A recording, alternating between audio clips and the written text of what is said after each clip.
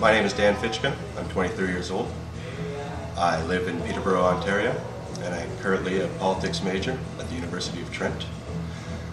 I have been working at this wonderful bar called the Pig's Ear Tavern behind me 4 years and still going. And the one thing that I do know, and one thing that I've been told my entire life, being young, is that don't worry, you have all the opportunity ahead of you. Well, this is my opportunity, and I'm going to go with that. As far as I'm concerned, Canada, I love it. I'm second generation Canadian. My grandparents settled here from the Ukraine after past World War II, and I have no other home than this place that I call Canada. But I see a lot of things that are a little bit wrong with it. Contradictory to our economic status. We continue to build mines and supply the world with raw materials on a staples-based economy for which we don't even have any industry to create our own. I believe that economically Canada can become stronger, but at progression we need to do more. And by more, I can list 5 major avenues. One is a reassessment and reorganization of our thought of what our economic status and economic claims are. 2, industry. We have barely anything to call Canadian-owned, which we need to take on a third point, a made in Canada approach. Our basis to making lives better in Canada is that approach.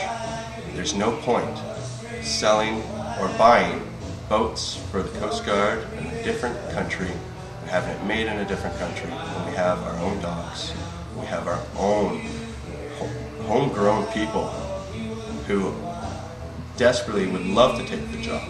And guess what? It may cost a little bit more, but in the long term, because of taxes, you'll end up getting it back. The federal government will end up getting it back. This is a long-term investment. Long-term investments that Canada has needed ever since the fur trade. And now we continue to lease ourselves short-form, short investments just to keep a surplus alive that's going to be non-existent in our current economic status. Especially with Freddie Mac and Fannie Mae going down in the United States. When they sneeze, we're going to catch the cold. But our understanding is far more than just made in Canada.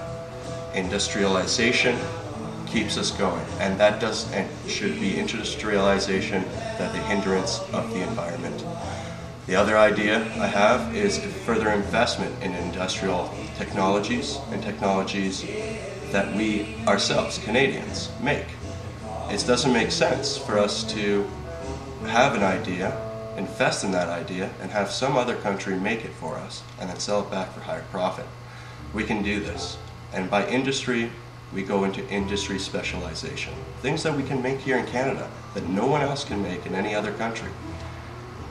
And not to mention, we can also add in, I guess, a little security program called anticipatory labor, so that when people lose their jobs, the federal government, acting with the provincial government and the township wherein that big business had gone, can make sure that a new industry can prop up and that these people are further educated and further enhanced to have an actual life and job within this country.